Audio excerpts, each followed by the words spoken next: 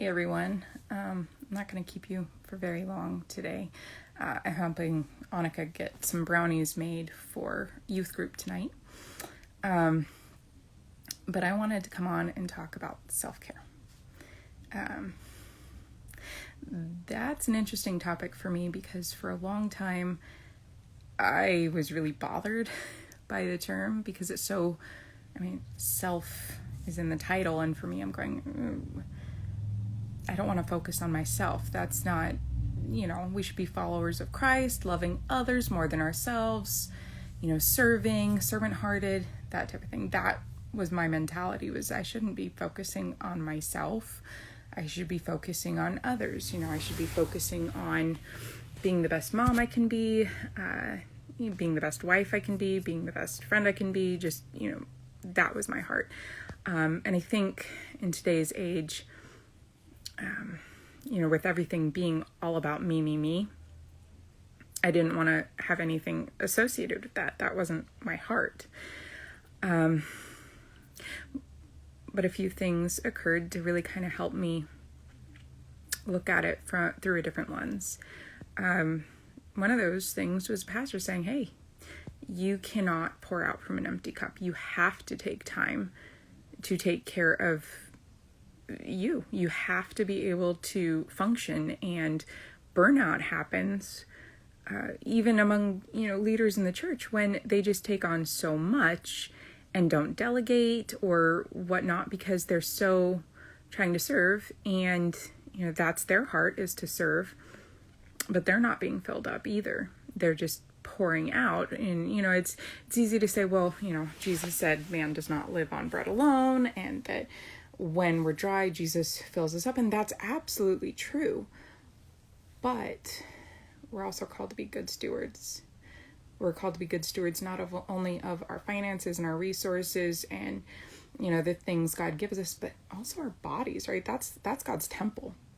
And I think that's probably a significant thing that we need to be good stewards of. And it's not just eating right and being healthy and, getting proper exercise. Those are all important. Those are all important. And rest is clearly important. God set the Sabbath up for our benefit because he knows we need it. He doesn't need rest, but we're supposed to keep it holy because he's holy and he said we need rest.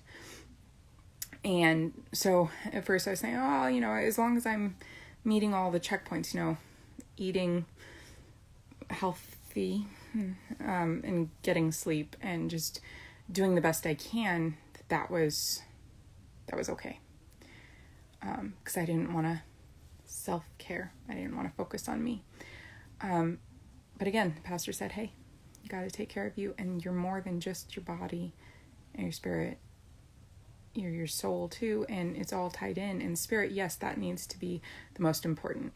So, when I'm talking about self-care, I'm not talking about reading my Bible because that's something I need. That's not, and that was what one of my friends was pointing out, was like, hey, I'm glad nobody mentioned, time in the Bible as self-care because, yeah, that's necessity for living, right? It is. But I'm talking about doing the things just to enjoy yourself. But you have to do that. You have to, in order to replenish just your energy as well. I'm not talking about doing something that's unhealthy, like going out and binge drinking and calling that self-care or something like that. That's not self-care. That's not being a good steward of your body. But taking the time to say, hey, you guys, I'm worn out. I'm frazzled. I need to take a break. I need to go for a walk, go grab a coffee, go sit down and read a book or, watch a movie. Just do something so that you can mentally escape and recharge. And, it all ties in. It all ties into being a good steward of your body. So that's kind of my term. Be a good steward of your body. I do also want to touch on meditation. Probably going to get a little bit of feedback from this, and I'm not trying to the Bible talks about meditation, and it's good, when you're doing it from a biblical standpoint. When the Psalms are filled with talking about meditating on God's word, his laws, and that the meditation of my heart be pleasing to you, God, because I love your word. And that, I think, is the focus point. We need to be focusing on God's word, on his laws, on the things he says. And that's what we should be chewing on. We should be meditating on what God says, not what the world says. And that's Daniel asking for chocolate milk. And that's my life.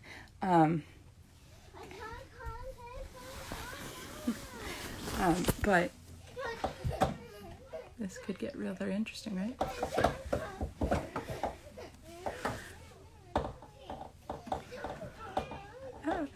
This actually ties in to why the other reason why it was pointed out to me I needed self-care. But I'll finish up with meditation. I think anytime we're focusing on God, that's the right thing to focus on everything he says. But when we start focusing on what other people say or just our own thoughts, that's not healthy. That's not leading us to a good point. That can actually trigger anxiety and depression. There's a really beautiful quote by Corrie ten Boom, and I can't remember it exactly, but it's something about when I look around me, I become distressed. When I look at the world, I become distressed. When I look at myself and look inward, I become depressed. But when I look up at God, that's when I'm free. And I'm not quoting it correctly, but that's the basic idea. We should be focusing on God. A lot of the other meditation that creeps in, it's not healthy, and it talks about wanting to teach you how to bring your mind to an altered state. We're never supposed to do that. I mean, that goes against what God says. We're supposed to be sober-minded at all times and focused on Christ so that the enemy does not sneak in, because he comes as an angel of light to deceive us. So we need to be aware and be careful with where our mind is focusing.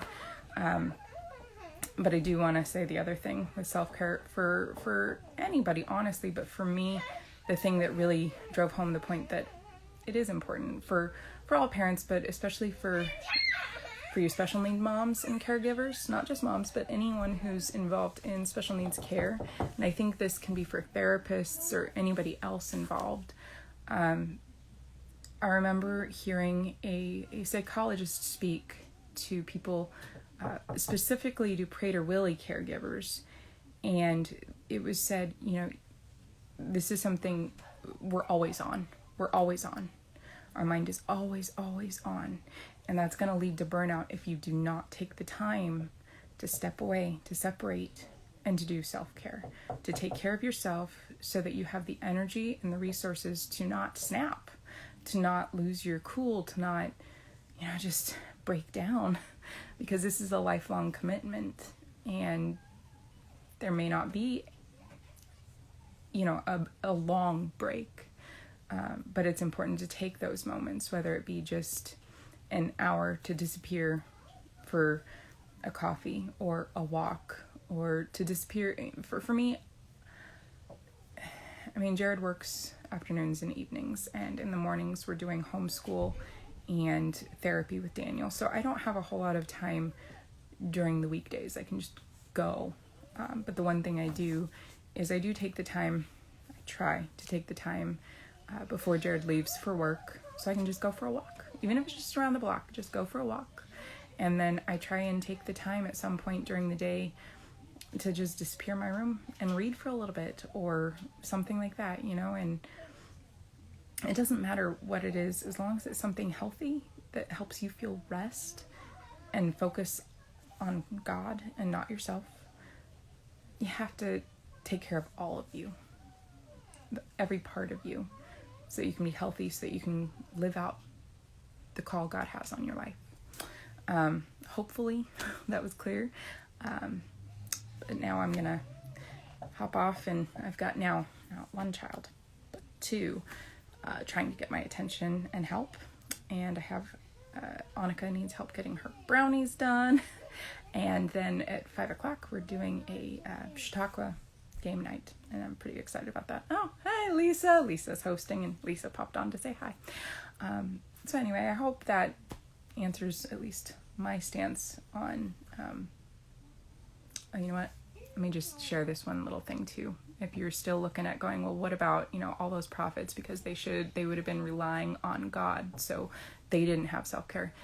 Even that is not accurate, because you look at Elijah the prophet, who, he was called to go against great odds, right? He was called out among all the prophets to stand firm for God's word, to not back down.